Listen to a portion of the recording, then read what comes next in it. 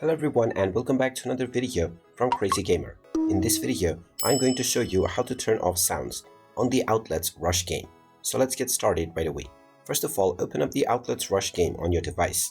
And once you open it up and the game is fully loaded, you will directly be able to start enjoying your game.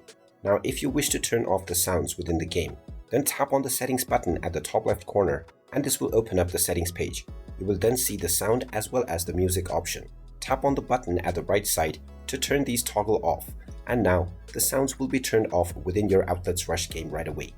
You can then continue enjoying your game, and if you wish to turn back the sound, you can once again go back to the settings menu and turn off the sound as well as music. And there you have it. That is how easy it is to turn off sounds within the Outlets Rush game.